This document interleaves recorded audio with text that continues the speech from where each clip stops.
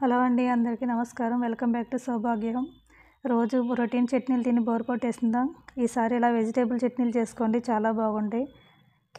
Carrot చట్నీలు చేస్తున్నాను, 2 చట్నీలు. ఫస్ట్ ఒక కప్పు క్యాబేజ్ తీసుకున్నాం, ఇవి ముక్కలు కట్ చేసి పెట్టుకోవాలి.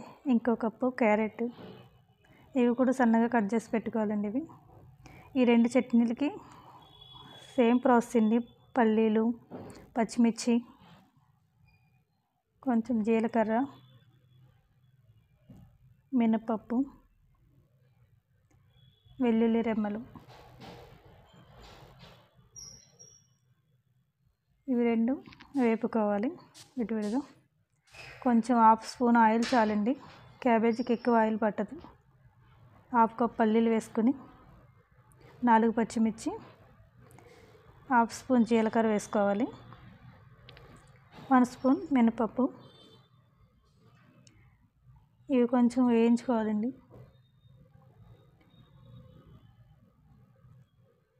ఇవి వేగిన తర్వాత క్యాబేజీ కూడా దీంట్లోనే వేసుకుని 1 కప్పు వేయించుకోవాలి.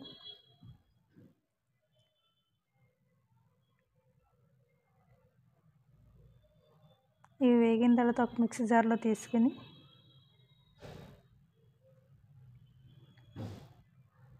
మిక్సీ పట్టుకోవాలండి. దీంట్లోనే కొన్ని వెల్లుల్లి రెమ్మలు కూడా వేసుకోవచ్చండి. ఇవి 3, ఒక 1/2 స్పూన్ సాల్ట్.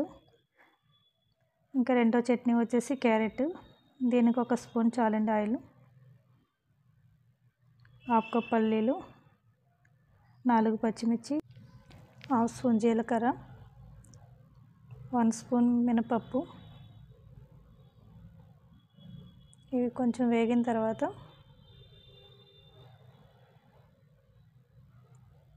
క్యారెట్లు వేసుకోవాలండి. ఇప్పుడు 1 కప్పు క్యారెట్.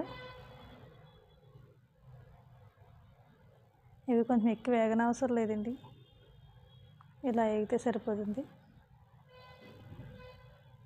ఇప్పుడు మిక్సీ జార్లోకి తీసుకుని 2 వెల్లుల్లి రెమ్మలు, 1/2 స్పూన్ సాల్ట్.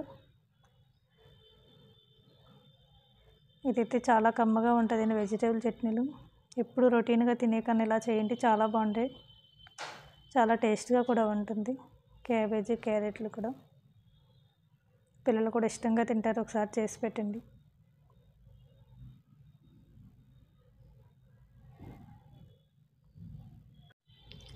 క్యాబేజీ స్మెల్ అంటే చాలామందికి నచ్చదండి.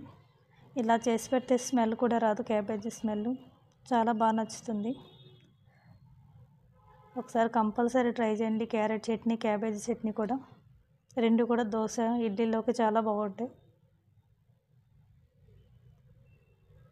చాలా టేస్ట్గా కూడా ఉంటాయండి. ఇవి అందరూ ఇష్టపడి తింటారు. ఇవి నా రెసిపీ నచ్చితే లైక్ చేయండి, షేర్ చేయండి, సబ్స్క్రైబ్ చేయండి.